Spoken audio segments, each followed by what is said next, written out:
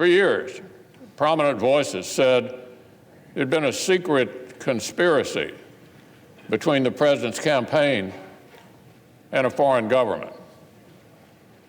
But when the Mueller investigation and the Senate Intelligence Committee debunked that, the delegitimizing endeavor didn't stop. Didn't stop. Remember what Chairman Schiff said here on the floor. He suggested that if the American people re-elect President Trump in November, that election will be presumptively invalid as well. That's Chairman Schiff on this floor, saying if the American people re-elect President Trump this November, that election will be presumptively invalid as well. So they still don't accept the American voters' last decision. And now they're preparing to reject the voters' next decision if they don't like the outcome. Not only the last decision, but the next decision. Heads, we win. Tails, you cheated. And who can trust our democracy anyway, they say. This kind of talk creates more fear and division than our foreign adversaries could achieve in their wildest dreams.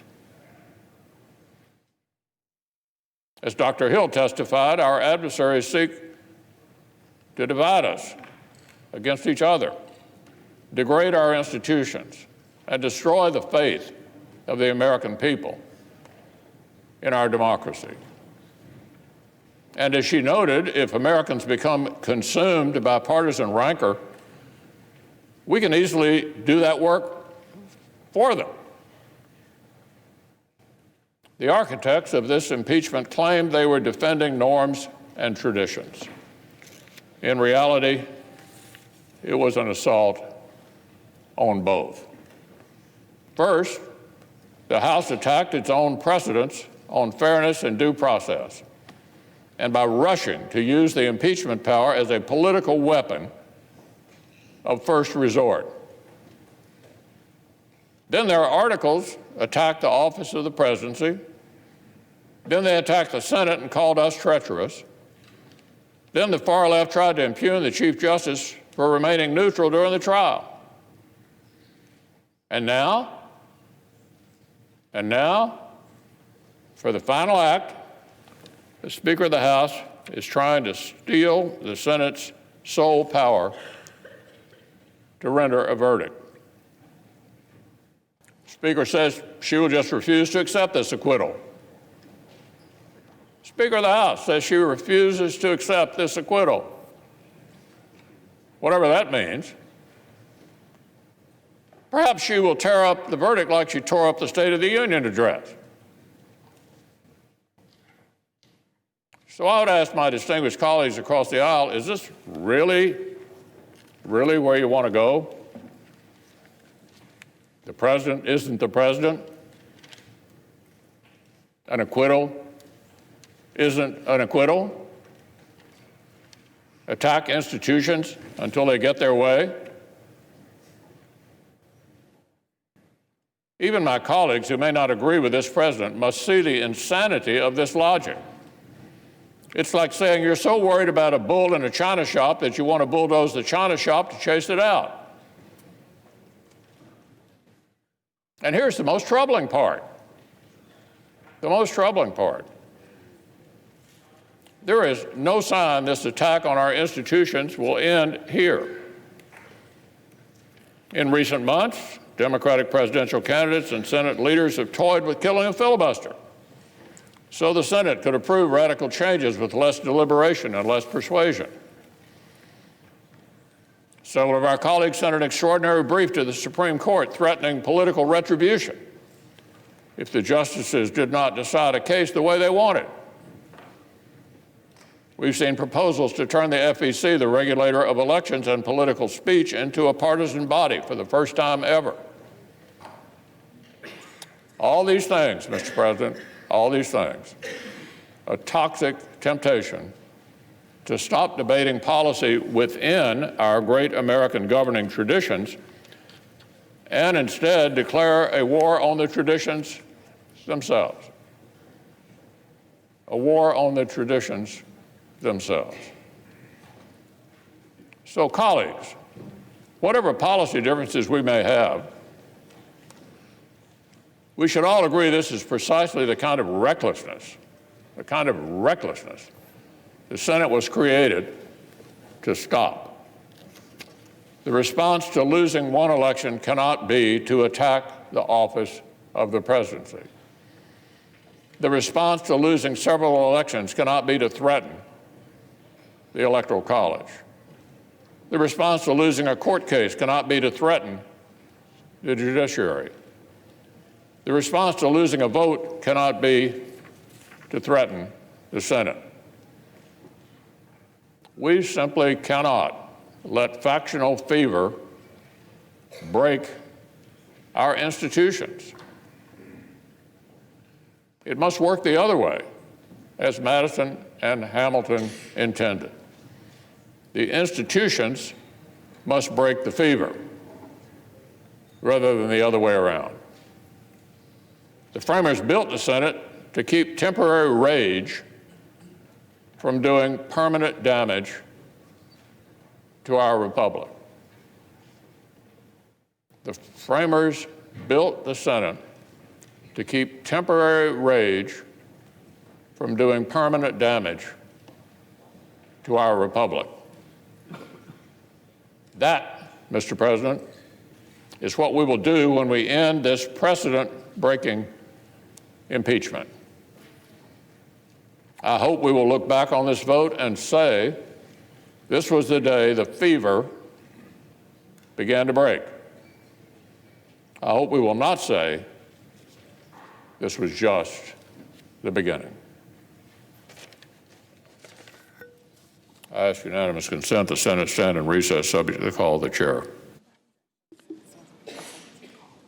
Without objection, the Senate stands in recess subject to the call of the chair.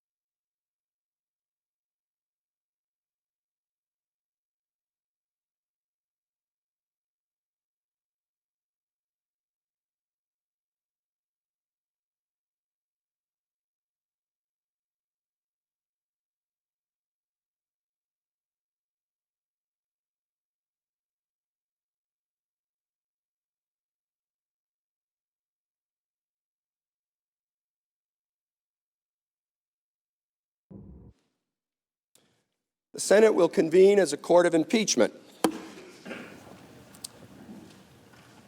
If there's no objection, the journal of proceedings of the trial are approved to date. The Deputy Sergeant at Arms will make the proclamation. Hear ye, hear ye. All persons are commanded to keep silence on pain of imprisonment while the Senate of the United States is sitting for the trial of the articles of impeachment exhibited by the House of Representatives against Donald John Trump, President of the United States. As a reminder to everyone in the chamber, as well as those in the galleries, demonstrations of approval or disapproval are prohibited. The Majority Leader is recognized.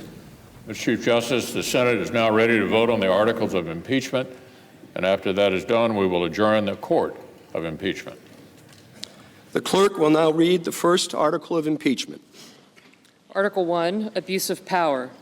The Constitution provides that the House of Representatives, quote, shall have the sole power of impeachment, unquote, and that the President, quote, shall be removed from office on impeachment for and conviction of treason, bribery, or other high crimes and misdemeanors, close quote.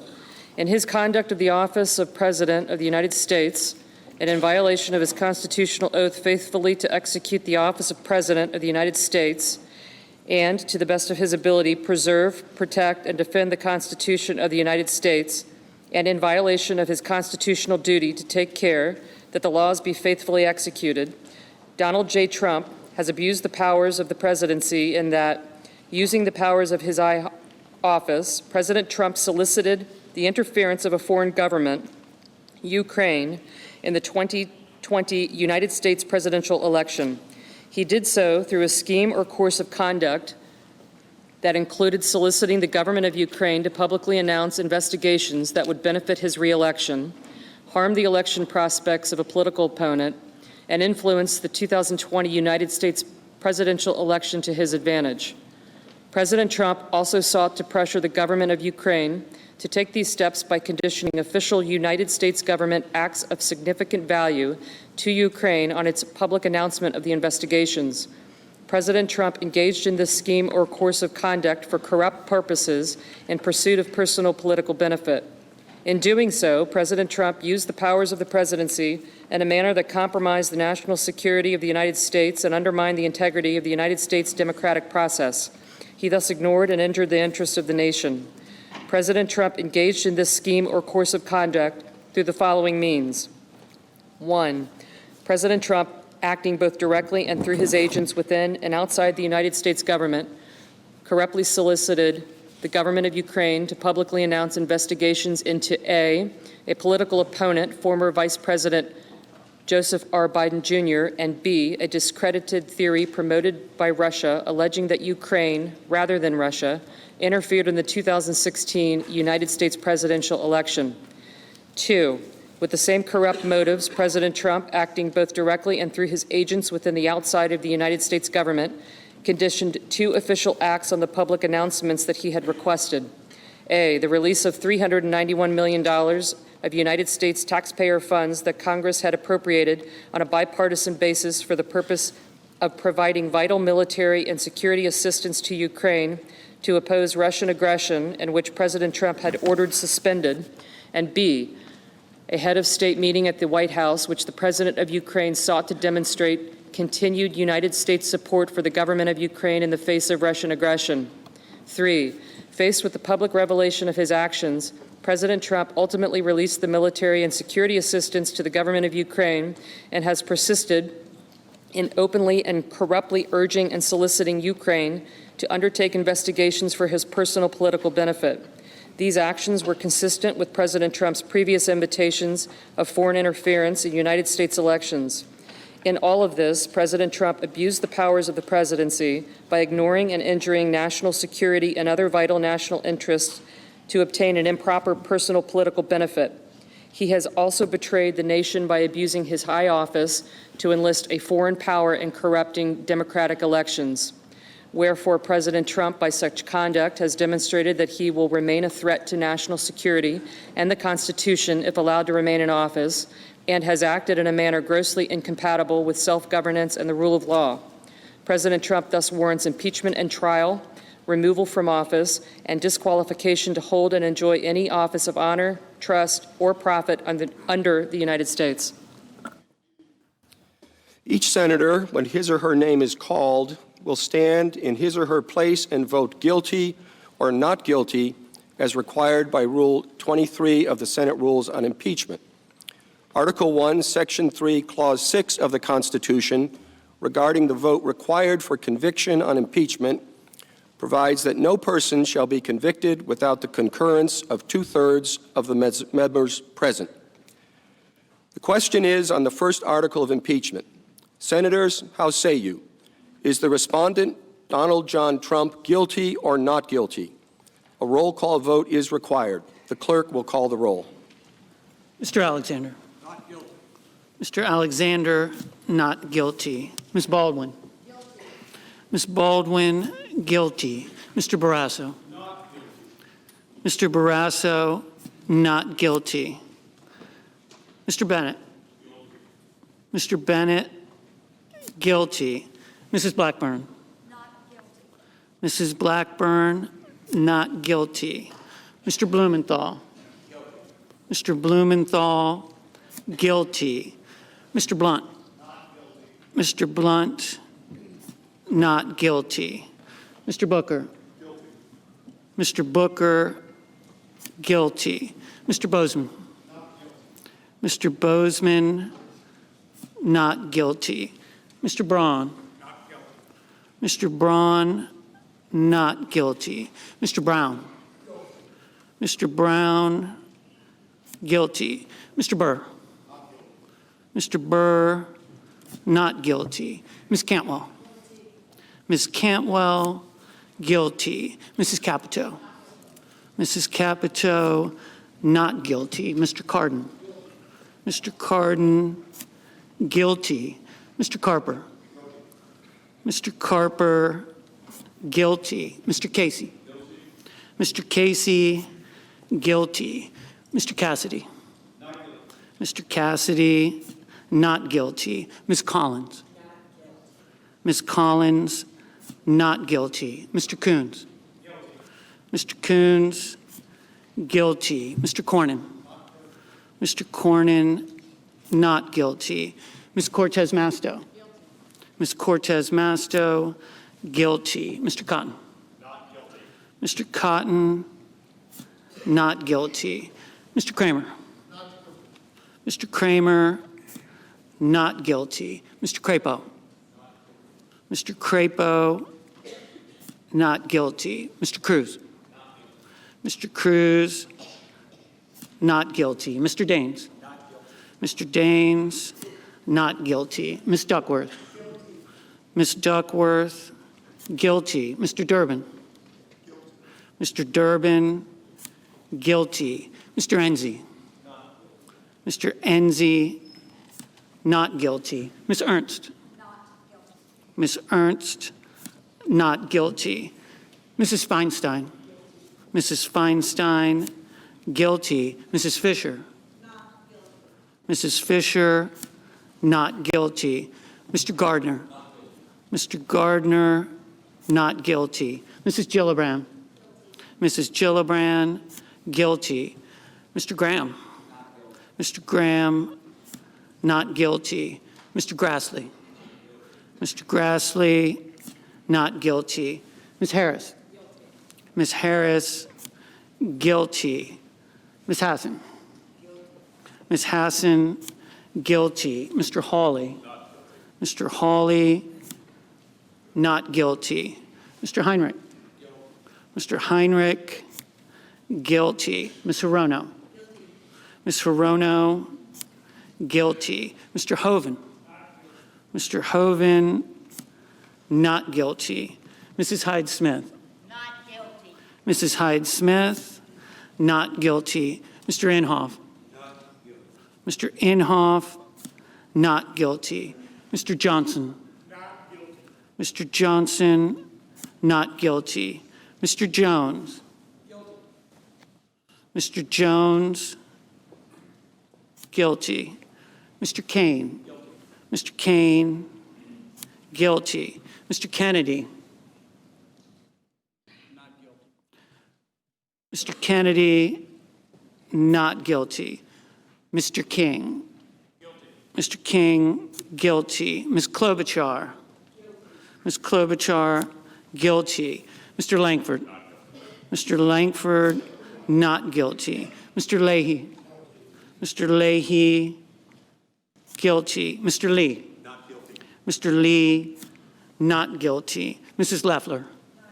Mrs. Loeffler, not guilty. Mr. Manchin. Guilty. Mr. Manchin, guilty. Mr. Markey. Guilty. Mr. Markey, guilty. Mr. McConnell. Not guilty. Mr. McConnell, not guilty. Ms. McSally. Ms. McSally, not guilty. Mr. Menendez. Guilty. Mr. Menendez, guilty. Mr. Merkley. Guilty. Mr. Merkley, guilty. Mr. Moran. Not guilty. Mr. Moran, not guilty. Ms. Murkowski. Ms. Murkowski, not guilty. Mr. Murphy. Guilty. Mr. Murphy, guilty. Mrs. Murray. Mrs. Murray, guilty. Mr. Paul. Not guilty. Mr. Paul, not guilty. Mr. Perdue. Not guilty. Mr. Perdue, not guilty. Mr. Peters. Guilty. Mr. Peters, guilty. Mr. Portman. Not guilty. Mr. Portman, not guilty. Mr. Reed. Guilty. Mr. Reed, guilty. Mr. Risch. Mr. Risch, not guilty. Mr. Roberts. Not guilty. Mr. Roberts, not guilty. Mr. Romney. Guilty. Mr. Romney, guilty. Ms. Rosen. Guilty. Ms. Rosen, guilty. Mr. Rounds. Not guilty. Mr. Rounds, not guilty. Mr. Rubio. Mr. Rubio, not guilty. Mr. Sanders. Guilty. Mr. Sanders, guilty. Mr. Sass. Mr. Sass, not guilty. Mr. Schatz. Mr. Schatz, guilty. Mr. Schumer. Mr. Schumer, guilty. Mr. Scott of Florida. Mr. Scott of Florida, not guilty. Mr. Scott of South Carolina. Mr. Scott of South Carolina, not guilty. Mrs. Shaheen. Mrs. Shaheen, guilty. Mr. Shelby. Mr. Shelby, not guilty. Ms. Sinema. Ms. Sinema, guilty. Ms. Smith. Ms. Smith, guilty. Ms. Stabenow. Ms. Stabenow, guilty. Mr. Sullivan. Mr. Sullivan, not guilty. Mr. Tester. Mr. Tester, guilty. Mr. Thune. Mr. Thune, not guilty. Mr. Tillis. Mr. Tillis, not guilty. Mr. Toomey. Mr. Toomey, not guilty. Mr. Udall. Mr. Udall, guilty. Mr. Van Hollen. Mr. Van Hollen, guilty. Mr. Warner. Mr. Warner, guilty. Ms. Warren. Guilty. Ms. Warren, guilty. Mr. Whitehouse. Guilty. Mr. Whitehouse, guilty. Mr. Wicker. Mr. Wicker, not guilty. Mr. Wyden. Mr. Wyden, guilty. Mr. Young. Not guilty. Mr. Young, not guilty.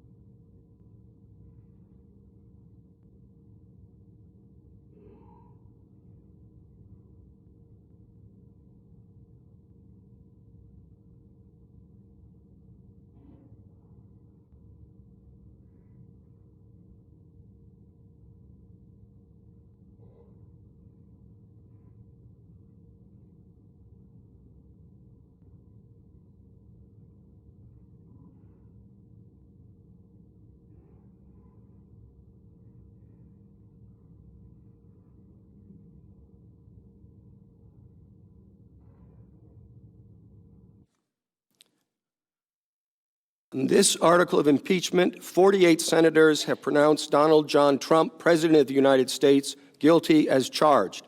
52 senators have pronounced him not guilty as charged.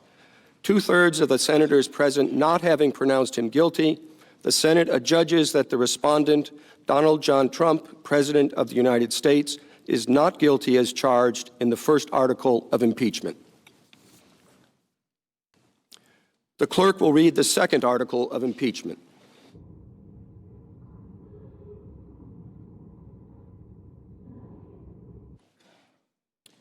Article 2, Obstruction of Congress. The Constitution provides that the House of Representatives shall have the sole power of impeachment and that the President shall be removed from office on impeachment for and conviction of treason, bribery, or other high crimes and misdemeanors.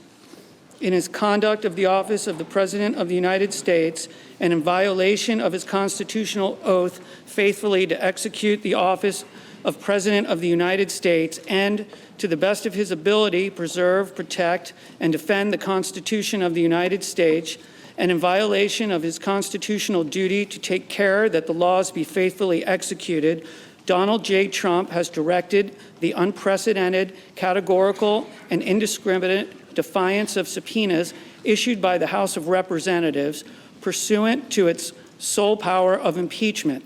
President Trump has abused the powers of the presidency in a manner offensive to and subversive of the Constitution in that the House of Representatives has engaged in an impeachment inquiry focused on President Trump's corrupt solicitation of the government of Ukraine to interfere in the 2020 United States presidential election. As part of this impeachment inquiry, the committee's undertaking the investigation serves subpoenas seeking documents and testimony deemed vital to the inquiry from various executive branch agencies and offices and current and former officials. In response, without lawful cause or excuse, President Trump directed executive branch agencies, offices, and officials not to comply with those subpoenas. President Trump thus interposed the powers of the presidency against the lawful subpoenas of the House of Representatives and assumed to himself functions and judgments necessary to the exercise of the sole power of impeachment vested by the Constitution in the House of Representatives. President Trump abused the powers of his high office through the following means. 1, directing the White House to defy a lawful subpoena by withholding the production of documents sought therein by the committees. 2, directing other executive branch agencies and offices to defy lawful subpoenas and withhold the production of documents and records from the committees, in response to which the Department of State, Office of Management and Budget, Department of Energy, and Department of Defense refused to produce a single document or record. 3, directing current and former executive branch officials not to cooperate with the committees, in response to which 9 administration officials defied subpoenas for testimony, namely John Michael Mick Mulvaney, Robert B. Blair, John A. Eisenberg, Michael Ellis, Kristen Wells Griffith, Russell T. Vaught, Michael Duffy, Brian McCormick, and T. Ulrich Reckbull. These actions were consistent with President Trump's previous efforts to undermine United States government investigations into foreign interference in United States elections. Through these actions, President Trump sought to arrogate to himself the right to determine the propriety, scope, and nature of an impeachment inquiry into his own conduct, as well as the unilateral prerogative to deny any and all information to the House of Representatives in the exercise of its sole power of impeachment. In the history of the Republic, no president has ever ordered the complete defiance of an impeachment inquiry or sought to obstruct and impede so comprehensively the ability of the House of Representatives to investigate high crimes and misdemeanors. This abuse of office served to cover up the president's own repeated misconduct and to seize and control the power of impeachment, and thus to nullify a vital constitutional safeguard vested solely in the House of Representatives. In all of this, President Trump has acted in a manner contrary to his trust as president and subversive of the constitutional government, to the great prejudice of the cause of law and justice, and to the manifest injury of the people of the United States. Wherefore, President Trump Trump by such conduct has demonstrated that he will remain a threat to the Constitution if allowed to remain in office and has acted in a manner grossly incompatible with self-governance and the rule of law. President Trump thus warrants impeachment and trial, removal from office, and disqualification to hold and enjoy any office of honor, trust, or profit under the United States. The question is on the second article of impeachment. Senators, how say you? Is the respondent, Donald John Trump, guilty or not guilty? The clerk will call the roll. Mr. Alexander. Not guilty. Not guilty. Ms. Baldwin. Guilty. Mr. Barrasso. Not guilty. Mr. Bennett. Guilty. Mrs. Blackburn. Not guilty. Not guilty. Mr. Blumenthal. Guilty. Mr. Blunt. Not guilty. Mr. Booker. Guilty. Mr. Bozeman. Not guilty. Mr. Braun. Not guilty. Mr. Brown. Guilty. Mr. Burr. Not guilty. Ms. Cantwell. Guilty. Mrs. Capito. Not guilty. Mr. Cardin. Guilty. Mr. Carper. Guilty. Mr. Casey. Guilty. Mr. Cassidy. Not guilty. Ms. Collins. Not guilty. Mr. Coons. Guilty. Mr. Cornyn. Not guilty. Ms. Cortez Masto. Guilty. Mr. Cotton. Not guilty. Mr. Kramer. Not guilty.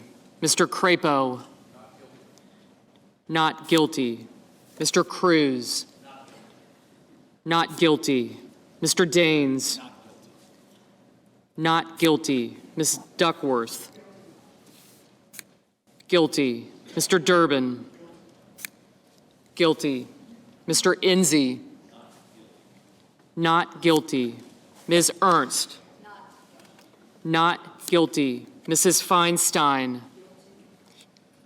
Guilty. Mrs. Fisher.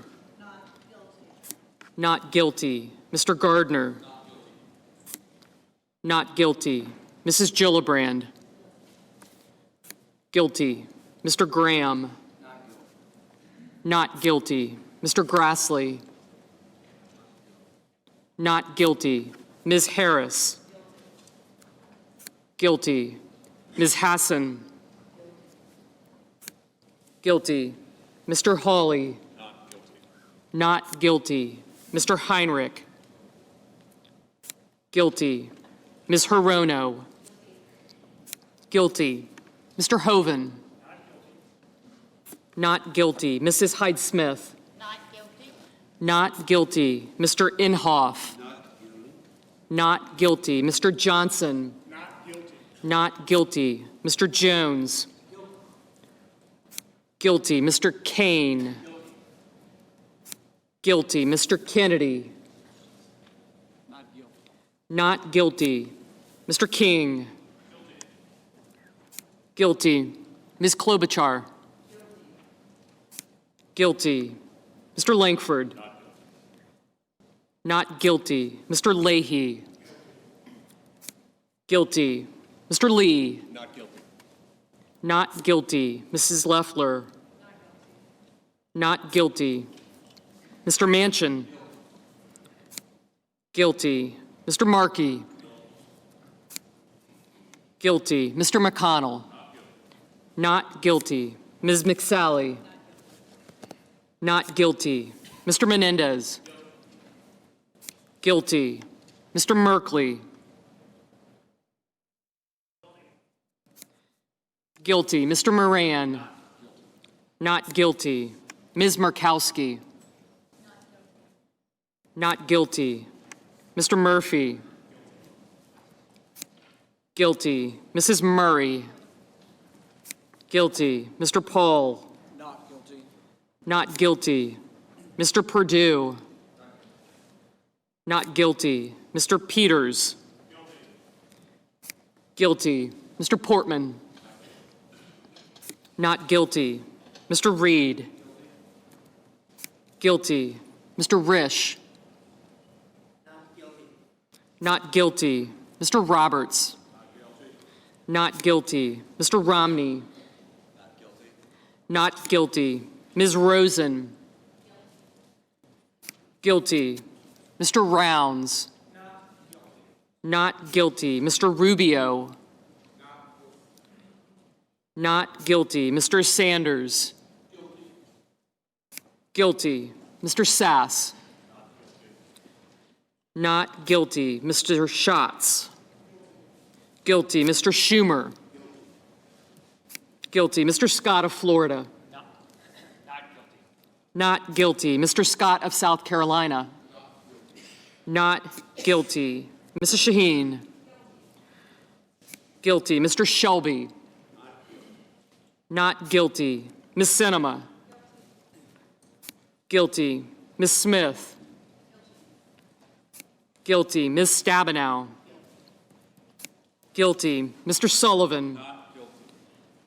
Not guilty. Mr. Tester? Guilty. Mr. Thune? Not guilty. Mr. Tillis? Not guilty. Mr. Toomey? Not guilty. Mr. Udall? Guilty. Mr. Van Hollen? Guilty. Mr. Warner? Guilty. Ms. Warren? Guilty. Mr. Whitehouse? Guilty. Mr. Wicker? Not guilty. Mr. Wyden? Guilty. Mr. Young? Not guilty.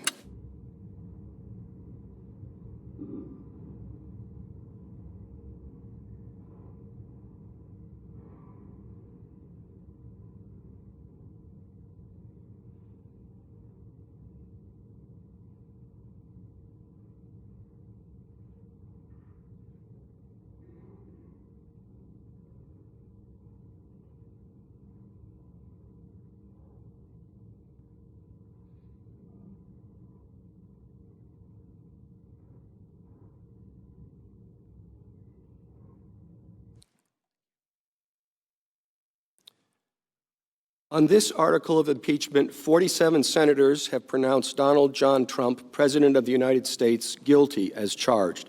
53 senators have pronounced him not guilty as charged. 2/3 of the senators present not having pronounced him guilty, the Senate adjudges that respondent Donald John Trump, President of the United States, is not guilty as charged in the second article of impeachment. The presiding officer directs judgment to be entered in accordance with the judgment of the Senate as follows. The Senate, having tried Donald John Trump, President of the United States, upon 2 articles of impeachment exhibited against him by the House of Representatives, and 2/3 of the senators present not having found him guilty of the charges contained therein, it is therefore ordered and adjudged that the said Donald John Trump be, and he is hereby, acquitted of the charges in said articles. Mr. Chief Justice, The Majority Leader is recognized. I send an order to the desk. The clerk will report.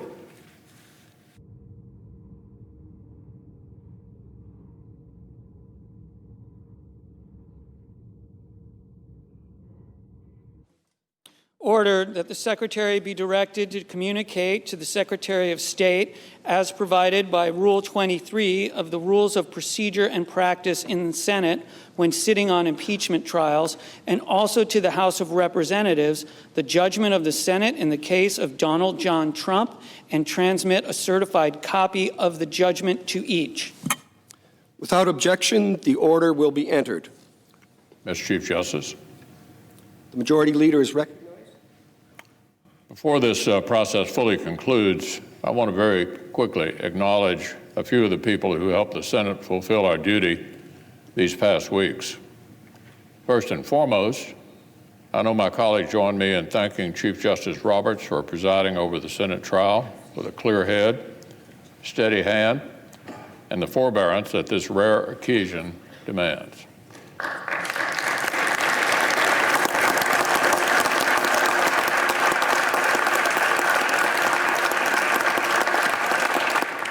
We know full well that his presence as our presiding officer came in addition to, not instead of, his day job across the street. So the Senate thanks the Chief Justice and his staff who helped him perform this unique role. Like his predecessor, Chief Justice Rehnquist, the Senate will be awarding Chief Justice Roberts the Golden Gavel to commemorate his time presiding over this body. We typically award this to new senators after about 100 hours in the chair, but I think we can agree the Chief Justice has put in his due and then some.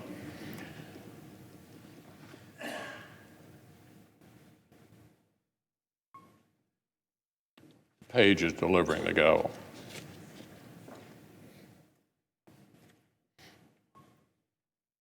Thank you very much. Of course, there are countless Senate professionals whose efforts were essential. I'll have more thorough thanks to offer next week to all of those teams, from the Secretary of the Senate's office to the parliamentarians, to the Sergeant at Arms team, and beyond. But there are two more groups I'd like to single out now. First, the two different classes of Senate pages who participated in this trial. Their footwork and cool under pressure literally kept the floor running. Our current class came on board right in the middle of the third presidential impeachment trial in American history and quickly found themselves hand-delivering 180 question cards from senators' desks to the dais. No pressure, right, guys? So thank you all very much for your good work.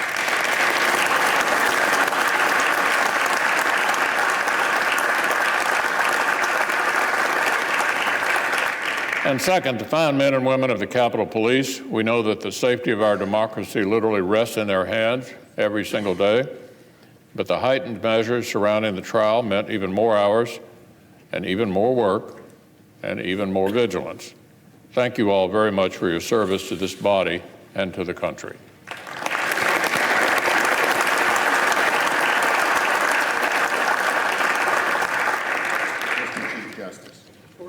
The chair recognizes the Democratic leader. I join the Republican leader in thanking the personnel who aided the Senate over the past several weeks. Capitol Police do an outstanding job day in, day out to protect the members of this chamber, their staffs, the press, and everyone who works in and visits this Capitol. They were asked to work extra shifts and in greater numbers to provide additional security over the past 3 weeks. Thank you to every one of them. I, too, would like to thank those wonderful pages. I so much enjoyed you with your serious faces walking down right here and giving the Chief Justice our questions. As the leader noted, the new class of pages started midway in this impeachment trial. When you take a new job, you're usually given a few days to take stock of things, get up to speed. This class was given no such leeway, but they stepped right in, didn't miss a beat, ferrying hundreds of questions from U.S. senators to the Chief Justice on national television is not how most of us spend our first week at work, but they did it with aplomb. I'd also like to extend my personal thank you to David Houck, the Director of the Office of Accessibility Services, Tyler Pumphrey, the Supervisor, and Grace Ridgway, the wonderful Director of Capitol Facilities. Everyone Grace's team worked so hard to make sure we were ready for impeachment. Gary Richardson, known affectionately to us as Tiny, the chief chamber attendant. Jim Hoover and the cabinet shop, who built new cabinets to deprive us of the use of our electronics and flip phones during the trial. Brenda Byrd and her team did a spectacular job of keeping the Capitol clean, and Lyden Webb and his team who moved the furniture and then moved it again and again and again. Grace, we appreciate all your hard work. Please convey our sincerest thanks to your staff. Thank you all, the whole staff, for your diligent work through many long days and late nights during this very trying time in our nation's history. Mr. Chief Justice. The chair also wishes to make a very brief statement. I would like to begin by thanking the Majority Leader and the Democratic Leader for their support as I attempted to carry out ill-defined responsibilities in an unfamiliar setting. They ensured that I had the wise counsel of the Senate itself through its secretary and her legislative staff. I am especially grateful to the parliamentarian and her deputy for their unfailing patience and keen insight. I am likewise grateful to the Sergeant-at-Arms and his staff for the assistance and many courtesies that they extended during my period of required residency. And thank you all for making my presence here as comfortable as possible. As I depart the chamber, I do so with an invitation to visit the court. By long tradition and in memory of the 135 years we sat in this building, we keep the front row of the gallery in our courtroom open for members of Congress who might want to drop by to see an argument or to escape one. I also depart with sincere good wishes as we carry out our common commitment to the Constitution through the distinct roles assigned to us by that charter. You have been generous hosts, and I look forward to seeing you again under happier circumstances. The chair recognizes the Majority Leader. I move that the Senate, sitting as a court of impeachment on the articles against Donald John Trump, adjourn, sine die. Without objection, the motion is agreed to. The Senate, sitting as a court of impeachment, stands adjourned, sine die.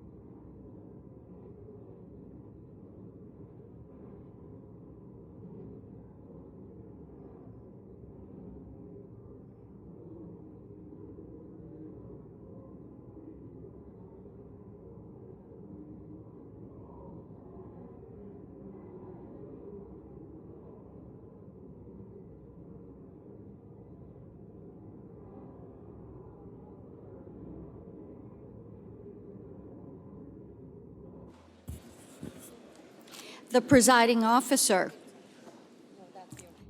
The Deputy Sergeant at Arms will escort the House managers out of the Senate chamber.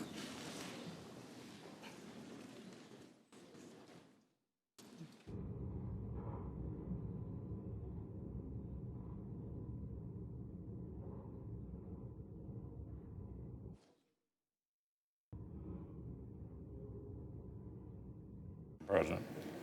The Majority Leader. I suggest the absence of quorum. Clerk will call the roll. Mr. Alexander.